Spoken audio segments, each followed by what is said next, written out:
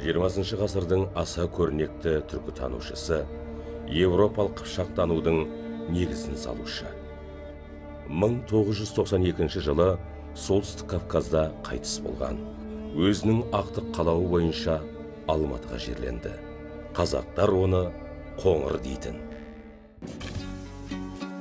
Түркітанушы мажар ғалымы, филология ғылымдарының докторы, профессор Қоңыр Мандокидің барлық саналы ғұмырын мажар және түркі халықтарының қандас, туыс жұрттар екендігін дәлелдеуге арналған мұрасын қазіргі және келер ұрпаққа насихаттау ісі жалғасын табуы тиіс деген мақсатпен Қазақстан мен Мажарстан арасындағы қарым-қатынастарды қалпына келтіру, достық байланыс орнату және нығайту жөніндегі ұсыныстар бойынша Қоңыр Мандокиге арналған ақпараттық бейнені ұсынамыз.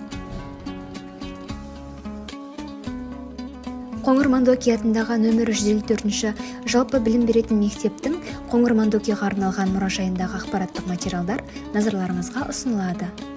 Қоңыр Мандоки 1944 жылдың ақпан айында Мажарстандағы Дунай мен Тиса өзендерінің ортасында орналасқан кіші Қыпшақ өлкесінде дүниеге келеді. Оның балалық шағы Қызыл империяның жазалау науқаны қызған тұсында дөп келіп, көп қиындық көреді. Жаппай кәмпескелеу барысында шыққан тегі ақсүйек болғандықтан, оның әкесі елегіндегі жерінен, дүние мүлкінен түгел айырылады.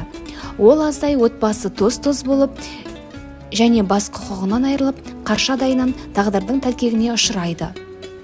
Жалпы білім беретін мектепті бітірген соң, байдың баласы деп оны бірде-бір оқу орнына қабылдамайды.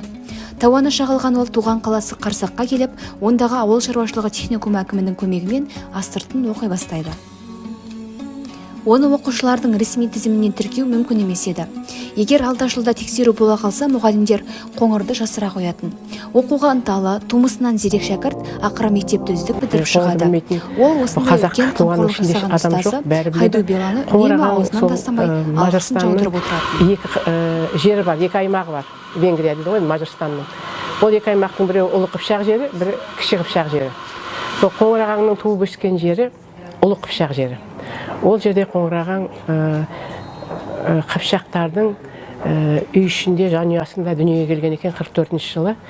Үлкен әкесі, атасы сол елдің, сол Қыпшақ ауылының, Қарсақ деген ауыл емес, енді бір орталық Қарсақ қаласының әкімі болған екен. Қоңырдың негізгі балалық шағы өте қиын өткен. Қоңыр 10 жасында, ол кезде совет гарнизоны болған ғой, әскерлер болған. Сонда Қарсақта Қоңыр мектепке барып келе жатқанда көретін болған қазақтың әскерлерін. Машинаның ішінде отырады, түрі қазақ. Сосын барып сұрайды, енді орысша оқиды ғой мектепте. 10 жасар бала сұрайды, сіз қайдан, кімсіз, қазақсыз ба деп. Сосын ол кісі сұрайды, сіз неге бала, неге сен менің қазақ екенімді қайдан білдің дегенде, менің атам, әкем айтатын, біз Қыпшақпыз. Біздің арғы тегіміз, ата жұртымыз со. Орта Азия, Қазақстан. Сен негізі мүмкіндік болса, өзіңнің туғандарыңды ізде деп айтады екен балаға. Бала кішкентайынан соны есіне, кішкентайынан енді басына құя берген ғой. Қоңыр сол қазақты көріп, ол кісіге барып, тізгінші дейді ғой енді, шофер дейді орысша. Тізгіншіге барып, маған сіз қазақ болсаңыз, қазақша үйретіңізші дейді. Сол Қоңырдың әлі күнге дейін қолжазбасы бар. 4 кластағы бала өзінің венгрше, мажарша, қазақша, орысша қалай сөздер үйренген дәптер бар. Сенің тегін Қыпшақ, тамырың ұлы далада. Қалайда түркі тілдерін игеруің керек деген әке өсиетін орындауға бел буады. Оның үстіне бабалар мекенін көруді маған тағдыр жазбапты. Мен жетпеген арманға сен жет, тірі болсаң қазақ даласына бар, ата-баба жұртына тағзым ет деген әке аманаты да бар еді. Кейін ұлының қазақ тілін еркін меңгеріп, айдай көркі бар Айша атты қазақ қызымен атасып, сосын өзінің тарихи отанында мәңгілік қалатын қайран әке қайдан білсін. 1962 жылы кәмелеттік куәлік алады. Бірақ ол үшін әлі университет есімі жабық еді. Біраз уақыт ат мектебінде атбегі болып жұмыс істеуге мәжбүр болады.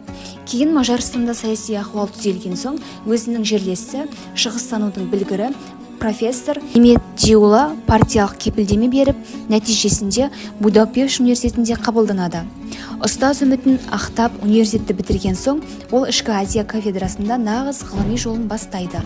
Қоңыр университетте оқып жүргенде-ақ Еуропадағы түркі этникалық шоғыр орналасқан Добружа татарлары, бұлғар түріктері Польшадағы қарапайымдар арасында бірнеше рет экспедициялық сапармен болған еді. Бертінде Азияның шалқар даласына келуге мүмкіндік алады.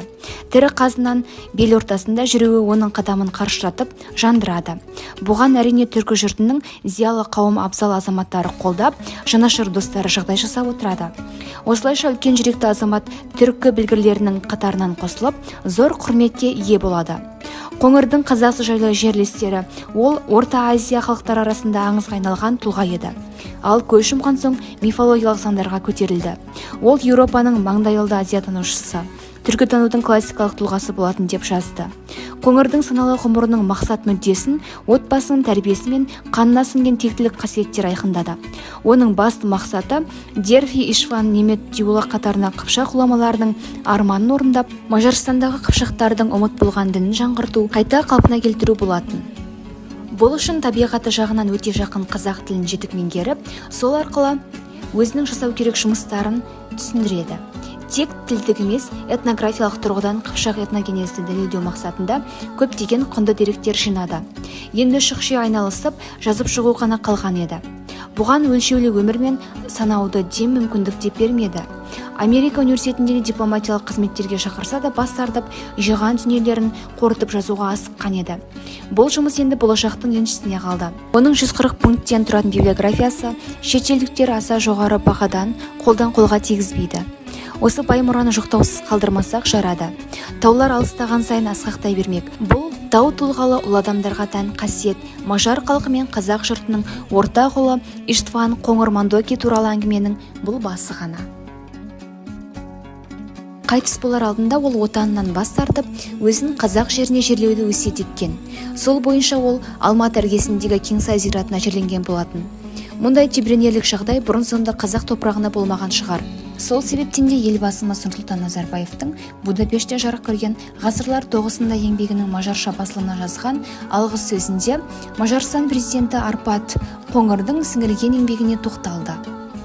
Өз кезегінде мемлекетіміздің басшысы венгр әріптесінің қазақ тілінде жарық көрген белгісіз мажар бейнесі атты кітаптың алғыс сөзінде Қоңырдың екі халықтың арасындағы ұлы тарихи қандастықты жан-жақты дәлелдеп қана қоймай, ел мен елдің бірлігі, өзара қатынастардың кемелденуі жолында аянбай еңбек еткен қазақ халқы мақтанышпен жадына сақтайды, үлгі өнеге тұтады деп Нұрсұлтан Назарбаев жазған еді.